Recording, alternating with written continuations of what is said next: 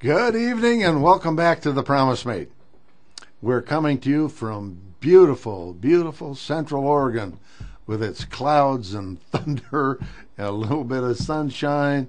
We're waiting for spring. I guess this is our spring, but we're having fun. Tonight, as always on Tuesday evening, I'm Bob Schuster. I'm your host, being helped out here in the booth with my internet and computer guru and who owns the station, Dave Adams. So when things go wrong, I just blame it on Dave because I don't know enough for you to blame it on me. Okay. Now, we're going to tell you here in a second, not we are, I don't know anything about it. Dave's going to tell you here in about 10 seconds how this all works, how you can call in with your questions, your stories, your complaints, whatever you might have on your mind. And so we're going to tell you how to get a hold of us. And then once you get a hold of us, obviously right now you are on your computer, so you have gotten us the video part of it. And we're going to tell you then how to get a hold of us on the telephone. So, David? Thank you very much, Bob. Glad to have you with us again. It is Tuesday evening here in Central Oregon. It's time to tell people about the Promise Made and give them some advice on how to shape up their life. If you want to call, and we do encourage you to call, there's two ways to call. You can call on the regular landline telephone, and our phone number is 541-323-2882, 541-323-2882, or you can Skype us, and you can Skype to The Promise Made. Now, when you contact us either way, don't listen to the actual webcast that you're listening to now. Listen to the audio that will feed back down the phone line. The reason is because what you're listening to now is actually about 20 seconds delayed from real time. So that's going to cause a problem when you ask Bob a question and have to wait 20 seconds for an answer. So what you want to do is when you call us, listen to the response on either Skype or the phone. Again, the phone number is 541-323-2882, 541-323-2882. Skype is The Promise Made. Bob? Thank you, David. And yes, we welcome your calls. That's why we're here. And why do we call it The Promise Made? And that's my passion, as well as David's, is to help as many people as we possibly can take advantage of the promise that was made by Jesus and reported in John 10:10. Now in John 10:10, John said Jesus' promise was that he come not only to give us life, but to give it so that we could have it in more abundance. Now, that's the platform from which we operate. Your maker, my maker, really doesn't want us all to be struggling as hard as we have been. Most of us struggle all our life. We return, and we're not going to preach. This is not a ministry. I'm not a divinity student. I'm not a preacher, even though I may sound like one from time to time.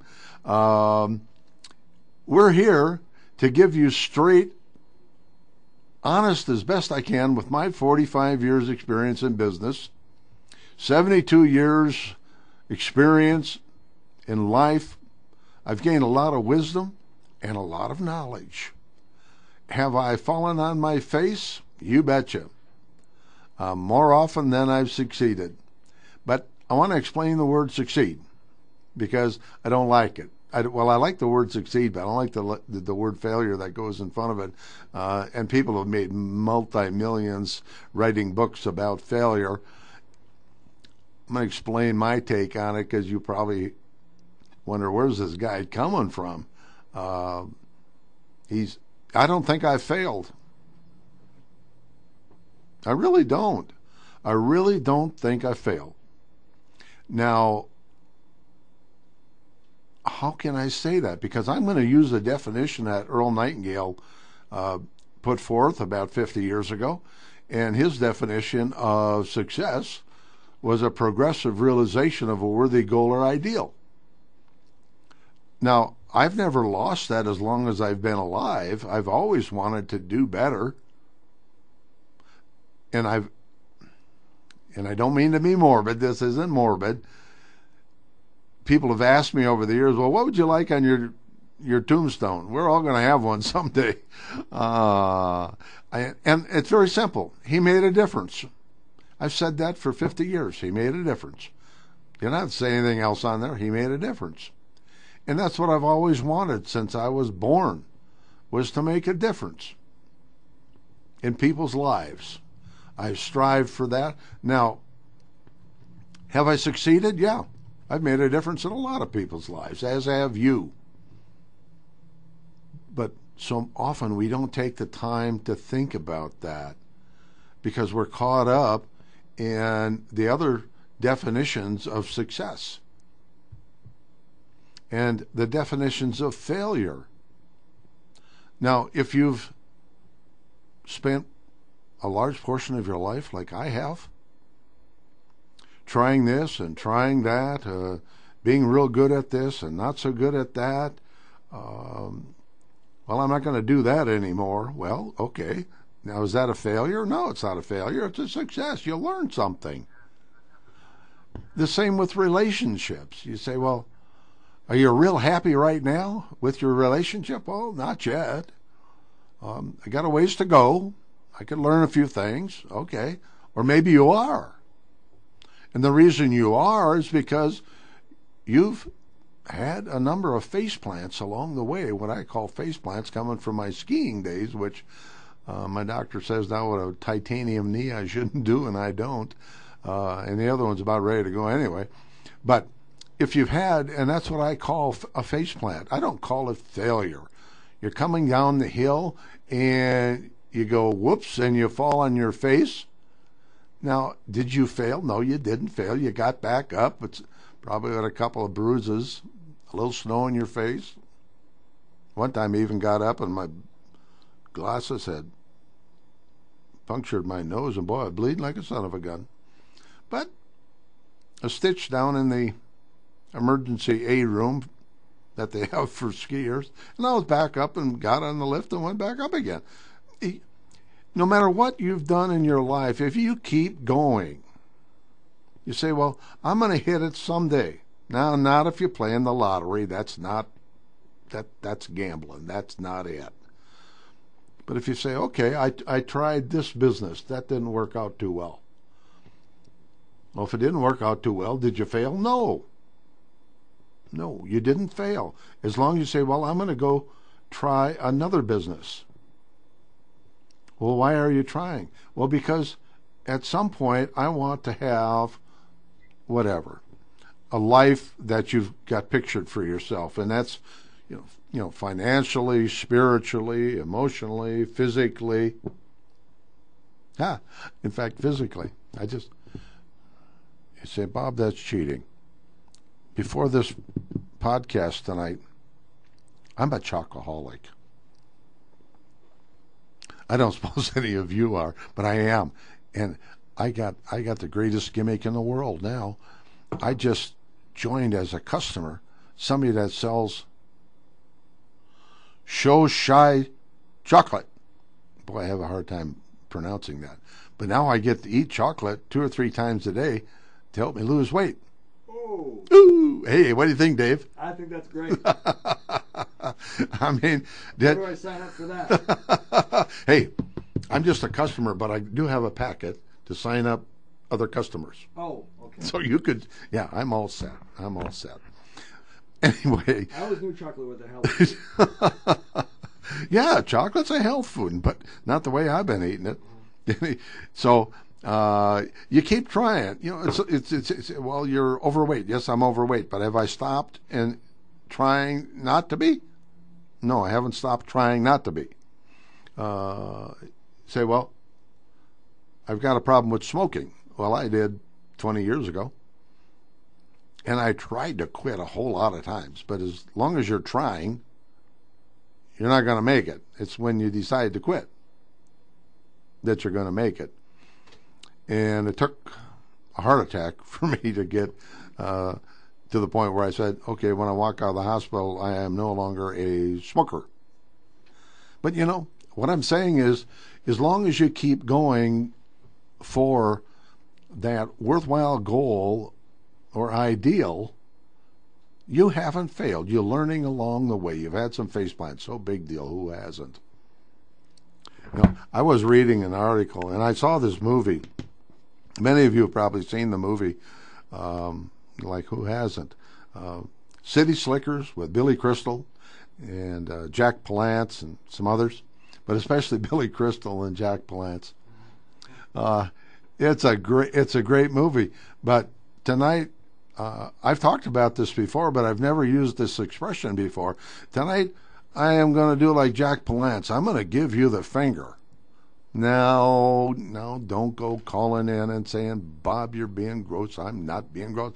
Because Curly his finger was all arthritic. He looked a little older than I do, and I'm 72. It was all crooked, and he had it. And Billy Crystal says, and Curly says, Mitch, do you know the secret to life? And Mitch says, I don't know the secret to life. And Curly goes, it's this. And Mitch says, what's that? He said, that's the one thing. That's the one thing that you got to find out. And when you find out what that one thing is, then you'll know the secret to life. And Billy had trouble with that through the whole movie. In fact, he had trouble through it during the sequel. Until we learn. And that's when we'll really get excited about success. And we'll have a chance to really move forward toward our goal of achieving what it is that we're looking for. Whether it's losing weight, whether it's having a fantastic relationship, $1 million, well, $1 million isn't much anymore, but we'll start there. $1 million in the bank, a retirement so that I can go fishing and I don't have to downsize my lifestyle. People say, well, I've retired, pretty well off. Well, have you? How about the house that you lived in for the last 35 years? Well, we let go of the house, because we downsized now to a mobile home. Why did you do that? And you'll always get, well, the kids are gone now. We don't need that much room. Well, that may be true. That may be a reality. But you spent 35 years in a home that you put the pictures up in. You planted the grass and the trees and the flowers. You got the markings someplace on a piece of wood of the kids as they were growing, their height. All those memories, the Christmases, Thanksgivings, they were all in that home, no matter how big it was. That was home. And then you get to 65, like 95% of all the people at age 65, they're really broke. And we've been told that downsizing is what you need to do. And you ask that same person. In fact, I ran into a guy, I won't mention a club, it's a civic organization here about 3 years ago. I was sitting with him at the table, and I said, what are you doing now? He said, well, I play a lot of golf. I said, well, are you working at all? You retired, whatnot? He says, I sold my business 15 years ago, and I haven't worked a day since. And I don't intend to. And I go, that is really, I didn't tell him, but I thought to myself in my heart, now that is really sad. You don't have anything to offer the world? And you were so glad to have sold that business that you don't ever want to really talk about it or remember it? It was 15 years ago I sold it. Now God gave you the one thing that one thing you should be looking for. And when you find that one thing, that's when you'll start to realize what the promise was all about. When you wake up in the morning, the alarm goes off. I don't set an alarm. I hate alarms. I don't want anybody waking me up. They don't need to, because I get up before everybody else. But most people set an alarm. I'm normally up around 5, 6 o'clock.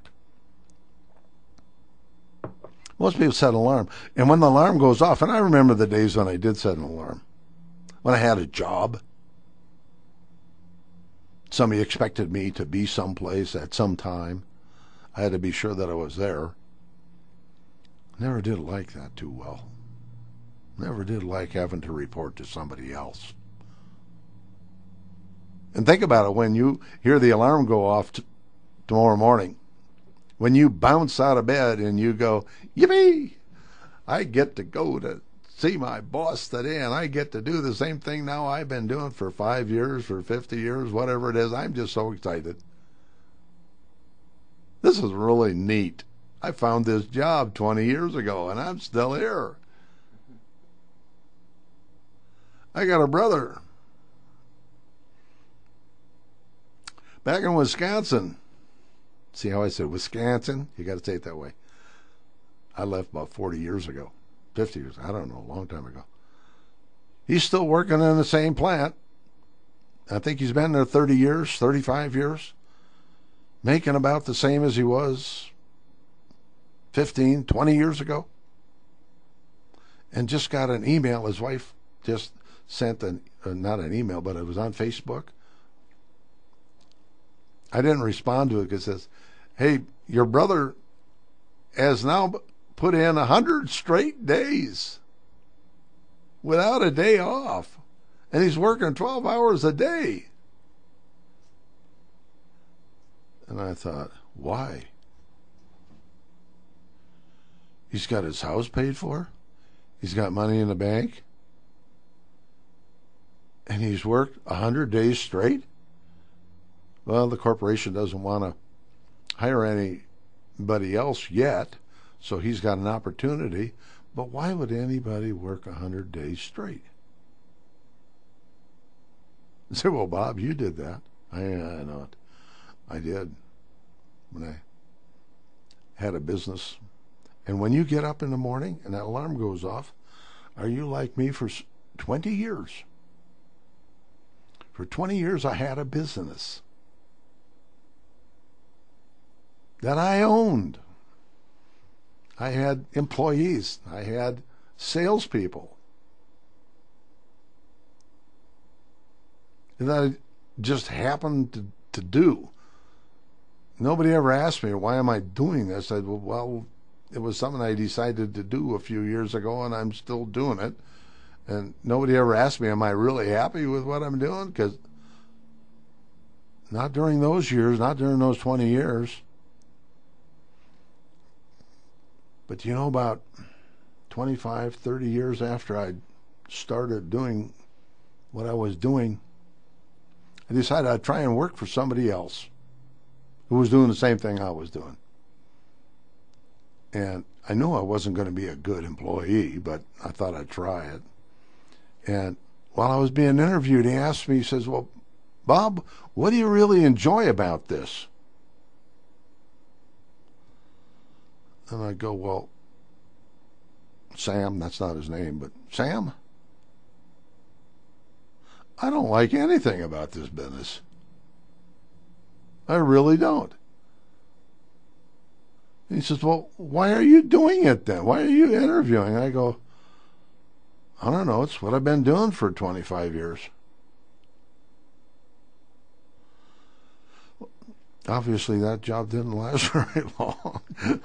But it finally started sinking in. And it ought to sink in a lot of people. If you want to take advantage of that promise that was made, take a look at how you feel in the morning when you jump out of bed at whatever hour it might be. The alarm goes off. And take 10 seconds and go, Why am I doing this?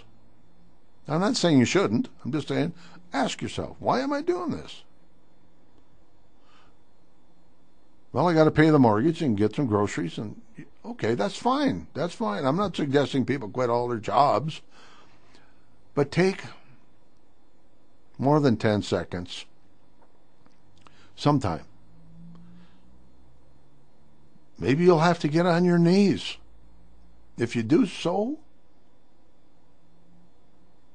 and so many people are on their knees financially right now, so what?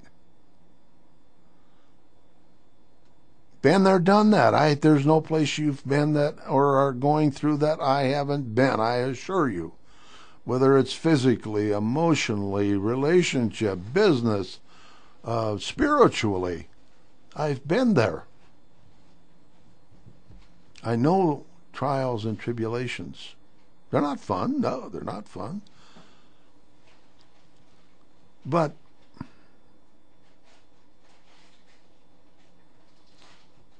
how should I put this? Sometimes we have to be humbled before we really get a grasp of ourselves. I mentioned it before. My passion is, and earlier tonight too, my passion is as a coach. And I do some public speaking. And I love that. If I can be of assistance with whatever wisdom I've got, whatever knowledge I've got, to assist other people so that they can look at life and say, well, gosh, things might be a little bit depressing right now, but it's not the end of the world. And I assure you, it's not the end of the world. And you can listen to the news, and they're going to talk about a double dip and all this kind of stuff. Yeah, we may have one. We just may have one. We may not have seen the worst yet. And I don't believe we have. But I didn't come here to depress you. I'm saying if you get up in the morning and then you take your time and you think about it, and think about it with your spouse, what is it that I'm really meant to do? Now, you got to be with people that are honest. There have been relationships. I understand that, where either the husband or the wife goes, don't do that. That's really, we got to make the rent payment or the mortgage payment and groceries and whatnot, and you go off and try that stupid thing. Guess what might happen? You're going to stay on that job until you retire, or else I'm leaving. Well, I'll put it to you cold. If you have to, whether you're the husband or the wife, if you have to forsake your passion, your true mission in life, whether the word is given to you by your boss or your spouse, it may just be time to take a walk. It may be time to take a walk. Now that's hard and cold. But it's honest. It's honest. And you have to be honest with yourself. Be honest with yourself. People ask me, well, Bob, why didn't you get into this full-time coaching 20 years ago? 10 years ago?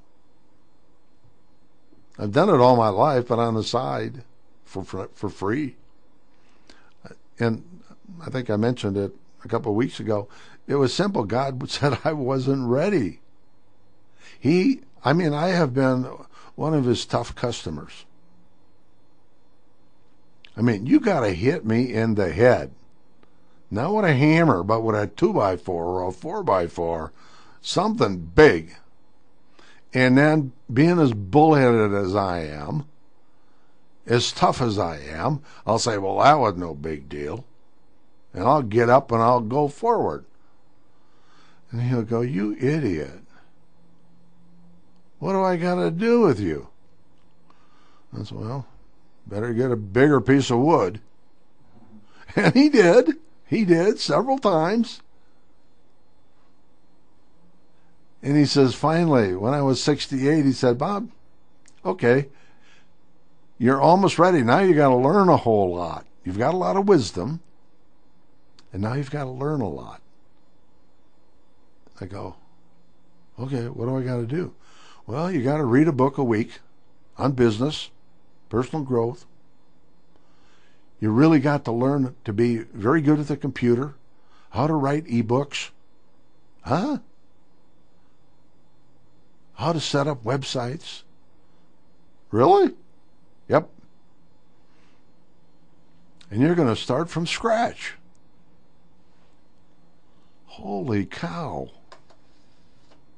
I mean, that was his plan. That is his plan. But he said, "You're going to do very well. You're going to succeed. You're going to help a lot of people. And when I do call you, they'll be able to write it on your grave marker." He did really make a difference. Maybe they'll put a exclamation point after it. I hope. Because, that's where we should all be going. Figure out what it is that you want to do. Figure out what it is that you want to do. That's the hardest step. And that's why I said a minute or so ago, you've got to be with people that know you, that care about you, that love you. Not people that are naysayers, that say, "Well, that ain't going to work," because they've tried things that didn't work. And so I'm going to tell you a secret. Maybe you already know this. Maybe it's not a secret. Take a look at the people that you spend your time with. Write down their names. And then answer honestly. Honestly. How many of those people would still be your friends if you doubled or tripled or quadrupled your income? Good question. Yeah. How many of those people would still be your friends?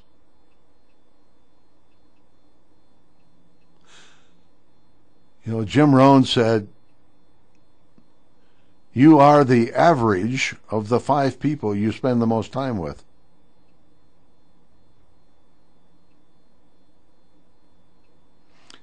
Now, you probably already know the answer to that. If you've done real well in your life, you remember when you bought the BMW and you had been driving a Ford 150? I shouldn't say a Ford 150. I read the book, Millionaire Next Door. And you know what the average millionaire next door drives? Ford 150. A Ford 150. Yes, sir. Yes, sir. Warren Buffett, the richest guy in the world, or one of the richest guys in the world, I was bragging, I think last year, he finally bought himself a Lincoln. And he lives in the same house that he's been living in for 40 years. Now, that may be the reason his wife doesn't live there anymore, but, he could afford wherever, but he happens to be living in that little ranch house. Yep. He doesn't have a chauffeur. No, I don't think I would either. I'd just get a big pickup truck. A really nice one, though. Oh, Yeah, a really nice pickup truck. Now, I don't know. Maybe 2. Maybe 2. Yeah. Yeah. One for going to town and one for taking the horses. There you go. Yeah. So I need a big one and a little one. But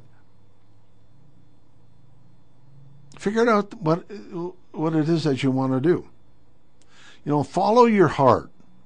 Follow your heart.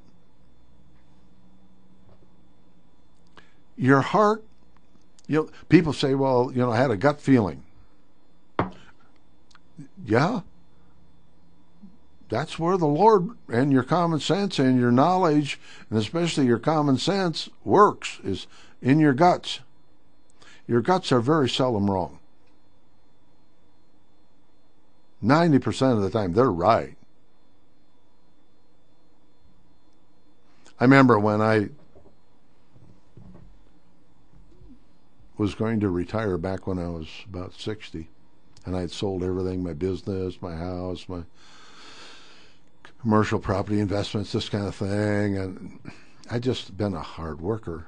I'd never been really an investor other than that one or two pieces of commercial property. And everybody said, I said, well, what do I do with my money? Because I don't know what to do with it. You can't just take that money, and to me it was a large amount of money. I'd never had that much money. I'd always had enough to go to lunch. But when you sell everything, then you got a bunch. Bunch.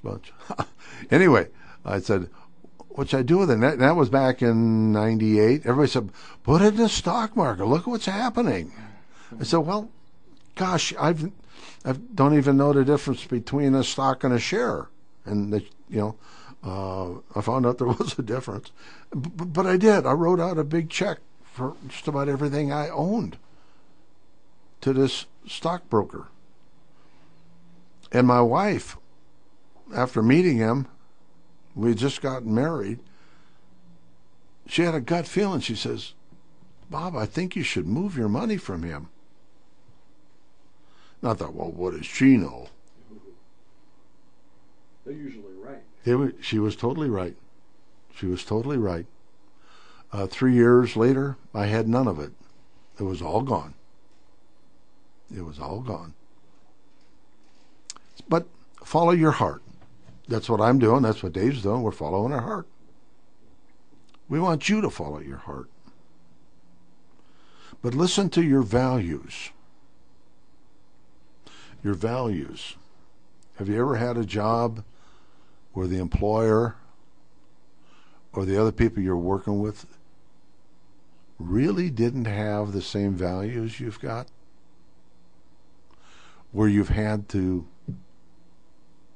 Dave, have you ever had this experience? Been at a employment where people just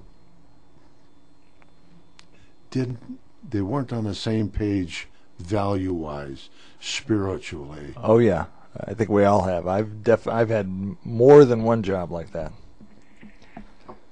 I won't say where, but what do you do? What do you do? You're going to be there all day long, and you're going to be there for years, and you're going to have to listen to these people. And I mean, you've been there. You've all been there.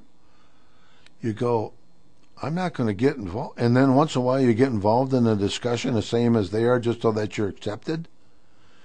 And then you go home and you say, I don't like myself. I'm not who I really am. I'm who they want me to be so that I fit in.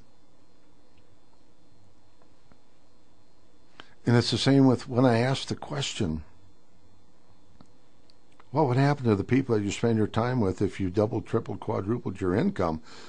What would happen to those same people if you stopped talking like they do? Trading the same vulgar stories the same way they do. What would happen to them? Would they still be there? No. They either wouldn't be there or they'd want you not to be there. And especially if you were the lone dissenter, they would rather you not be there. And it would get very cold in a hurry. Very cold. You would not be invited to any of their parties. Thank God. But that's the way it works. Stick to your values. Listen to them. Don't compromise. So, well, I have to compromise. You got to get along to go along. Baloney. Baloney. I'm not saying quit tomorrow. I'm saying you know what your values are. You've decided not to go along to get along. then keep searching. Keep searching. Now you say, well, I know what I want to do, but that's going to be risky financially for the family. Well, don't do the risky thing yet. Go find a job, employment someplace with some people that have similar values. Okay? So that you can relax and be proud of yourself when you come home from a day's work. And you don't go, oh, I can't believe I got involved in that kind of a discussion. So stick to your values. You know, determine whether you're willing to play the game or not. And the sooner you do that, the easier it's going to be. But at some point, God wants you to make the decision. You want to make the decision. You know that it's not right. Then stop it. Stop it. Now plan your way out. Plan your way out so you don't put your family in jeopardy. But don't say, well, it's probably going to take me another 10 years. No, it shouldn't take you 10 years. You know, and the economy is bad right now, so this isn't, well, that's true. So plan your exit. The same thing that Robert Kiyosaki says in Rich Dad, Poor Dad in his books on investing.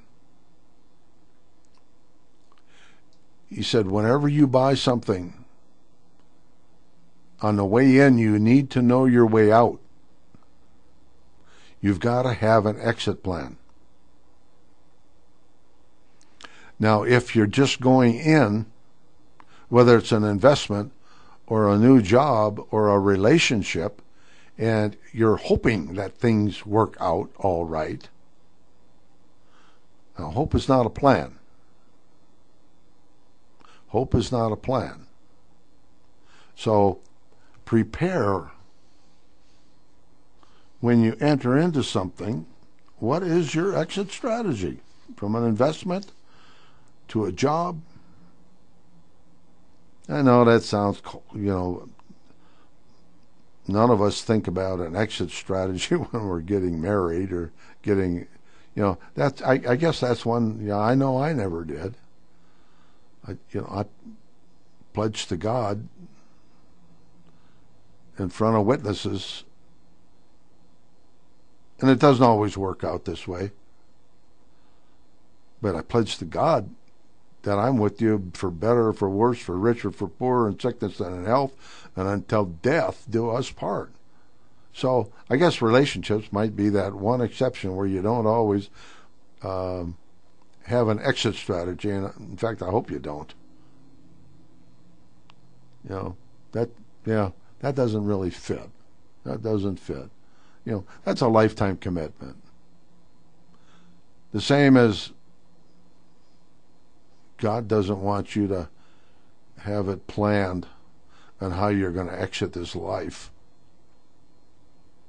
Not at all. He wants you to go and go and go until He calls. When He calls. Not before. Not before. So think about your values. Think about whether you're willing to play the game. And if you're having trouble, we all do.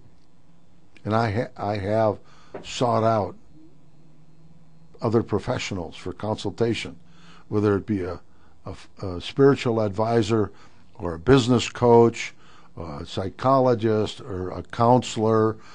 If you've got a trial that you're just having a hard time getting over, an employment counselor, you're having a hard time. Say, I just don't know how to get to the next step.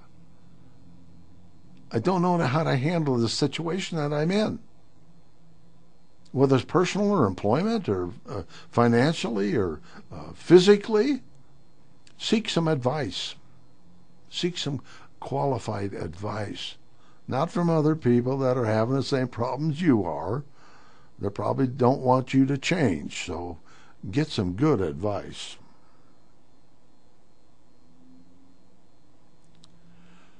Now, you might have to let go of your lifestyle. You just might have to let go of part of that lifestyle. And it can be something that we've all experienced, like I was just talking about. Part of the lifestyle was going to these parties with these people because we wanted to be accepted. And it was not only accepted, but it was expected. I always hated it. When I was expected to go to a Christmas party, I was expected to go here or there. Now, your family expects certain things out of you, and they should. Your maker expects certain things out of you, and he will. Not should, he will. And he'll ask you for an accounting at some point. But let go of your lifestyle if it's not enhancing your life. You can't take part in the promise made if you're not willing to let go of the anchors around your feet, the chains that are there. You've got to let go. You've got to find somebody that can break those chains so that you can move on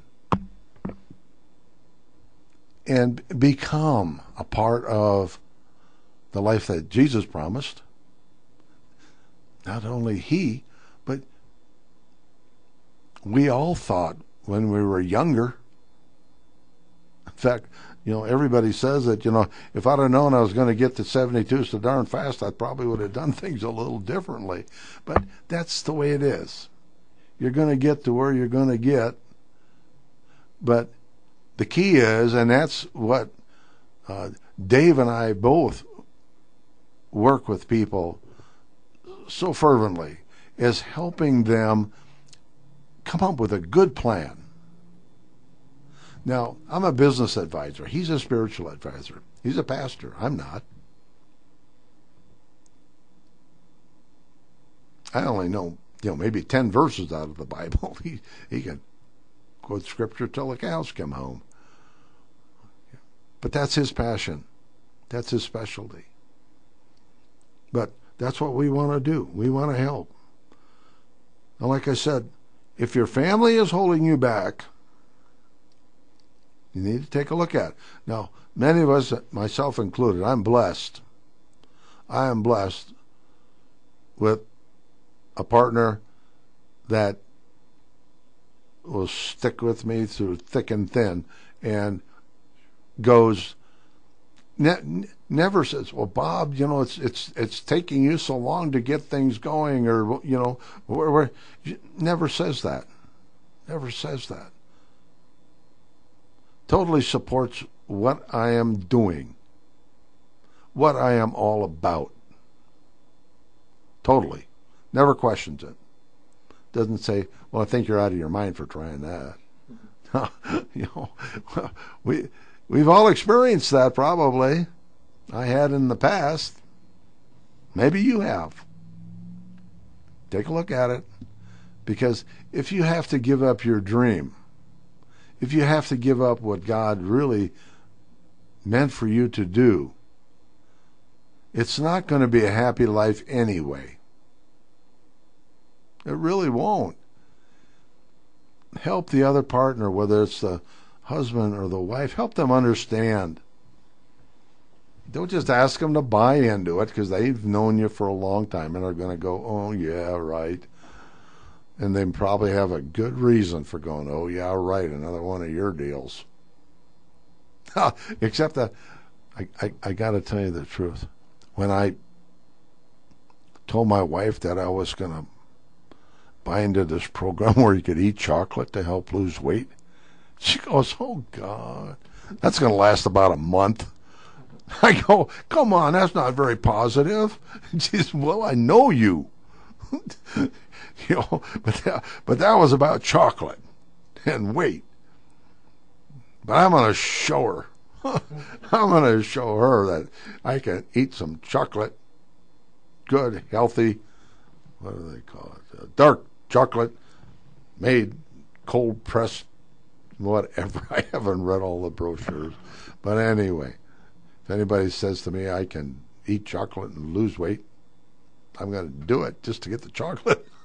Because I can eat 3 a day. I go, holy cow. Now, that was one thing that she kind of went, you got to be kidding.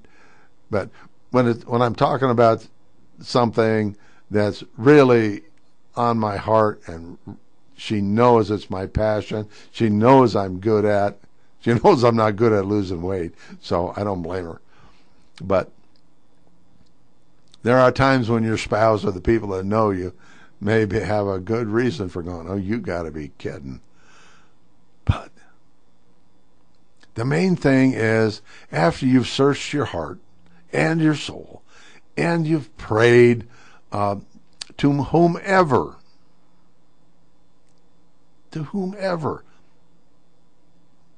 I'm a Christian and I'll never deny it. You may not be, and that's okay. That's okay. Do what you have to do to find what it is that your Maker is going to expect a report on.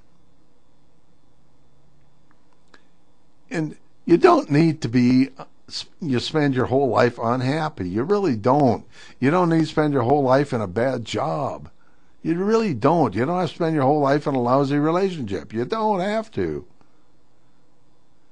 You don't have to spend your whole life overweight. You don't have to. You don't have to spend your whole life making yourself feel miserable because you're joining in with the good old boys talking about you know what.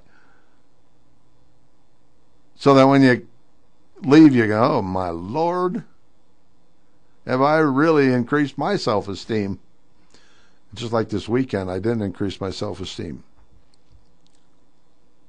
I didn't. I worked Saturday and Sunday. My wife and the children were scheduled to go. Yes, I have children. We're scheduled to go, and they invited to a barbecue. Now, a barbecue is not someplace I should go. When you're having a problem with your caloric intake, and you're trying to keep it under control, and somebody says barbecue, the first thing I go, oh boy, they're going to have a lot of junk there. And I know I don't have enough self-control yet, because I still don't have my chocolate yet. I just got that tonight. I don't have enough self-control. I used to, but I don't have it anymore. What's a word for self-discipline where you old timers are setting in? I almost had it. It was right there. Anyway. Okay.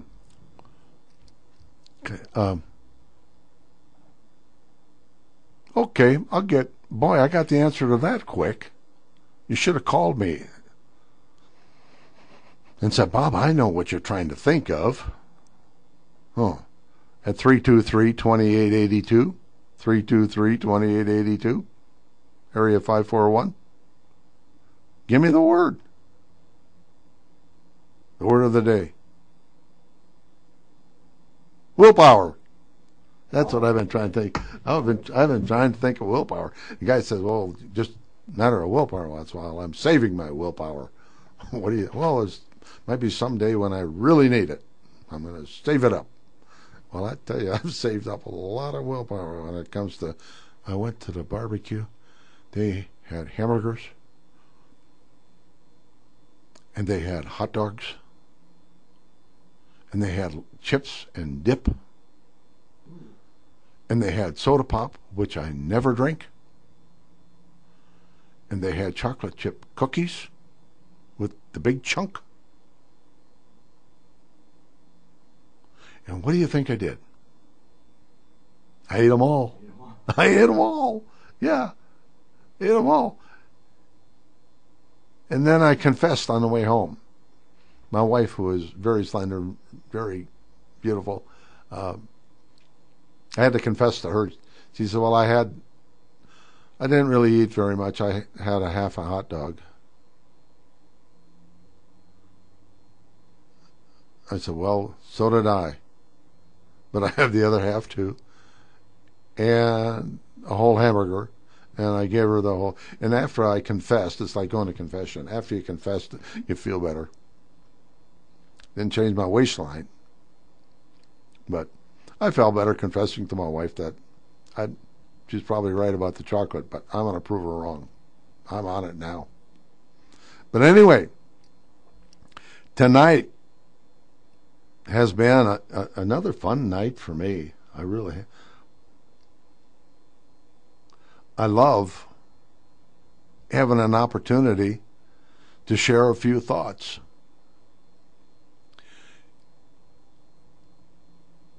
And you're listening now, you might put this in the back of your head here.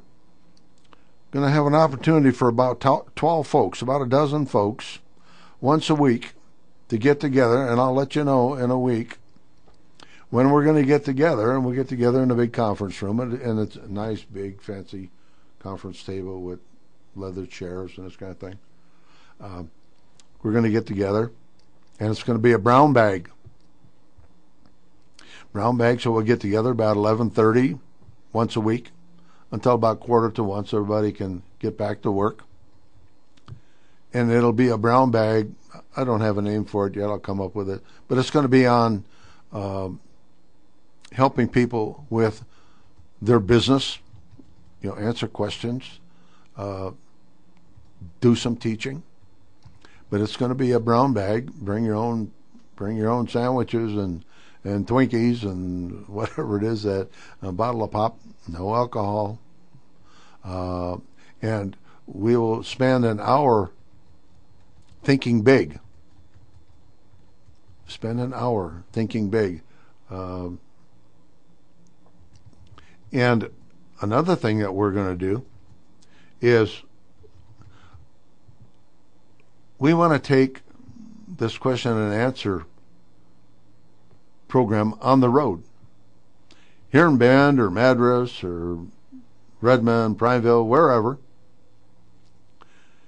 And we're going to be looking for and accepting invitations from various clubs, organizations, or businesses that say, hey, and it's going to be it'll be a live stream, so you'll be able to ask your questions, and I'll have Dave turn the camera on you when you're asking a question, so you'll be, if you want, you don't have to, that'll be your option, and then you'll get your questions answered live. And those that couldn't make it, maybe from your business, you say, well, 2 or 3 of us would like to get together, a dozen of us would like to get together, and we would like to have it available, though, for all of our employees. Well, that'll be fine, because it'll be on YouTube. They'll be able to check in whenever they want to listen to your questions, the answers, and the training. They'll be able to get it. It'll be on YouTube, and they can go home and sit down and have a cup of coffee and turn on their computer and get access to the lesson, the questions, and the answers. So any of your corporations or nonprofits or for-profits say, well, gosh, we'd like you guys to show up and live stream from our venue. Give us a call at 541-323-2882. Ask for Dave, or you can email Dave at you can email me at dave@evm1.info. That's the shortest email address I've got. I got a few of them, but that'll work. You want to say it again? Dave, D-A-V-E, at evm the number 1, no spaces, .info. EVM is like Ephesians Vision Ministries. EVM, number 1, .info. And when we show up, be assured we're not going to preach. You know, we're not there to do any converting or any baptizing or anything else. We're there to answer your business and your life questions, help you move forward. So it'll be a fun time. But give us a call, and or if it's a sales organization. I've been teaching salespeople for 45 years. Be happy to show up and spend an hour live streaming to your sales force. We'd be happy to do that. And but know in advance that we don't deny that we're Christians, but we don't preach. And you're not going to be hit over the head with the Bible or anything else, But it'll probably slip out. Know a man by their walk and not by their talk. And so that's what we're all about. We want to walk the walk, and we are walking the walk. And that's what the Maker wants. He wants people to walk the walk. And if you would like to invite us, boy, we would be honored. We would be honored to do that. And stay tuned. Join us again next Tuesday night, 7 to 8 p.m. Pacific, on evmmedia.info, and we will have a good time together again. And we're also on the JesusNetwork.info and OperationEaglesWings.us on the website. Explain that Eagles Wings. It's a weekend to do it. The Operation Eagles Wings is a veterans news network. It's an online radio station that honors veterans, essentially tells their story. We do want to remind you that we are going to be having a 9/11 event. It's going to be a day of remembrance, a day to remember. 9/11 Remembered, A Nation Unites for Freedom is the name of the event. It's going to be at the Les Schwab Amphitheater, free of charge to the public. We'll have bands, tributes to the troops, vendors. It's going to be a day-long event where you can bring the family. We're going to have some tributes to the Central Oregonians who have lost their lives in Iraq and Afghanistan. And also we're going to the member stations who are going to be joining us on the stream will be saluting their troops as well. It's going to be at the Les Schwab Amphitheater here in Bend, Oregon, Pacific Northwest, and the plan is to put it on the internet like we do this show. So that's what the Eagle is about. It's for veterans, tells their story.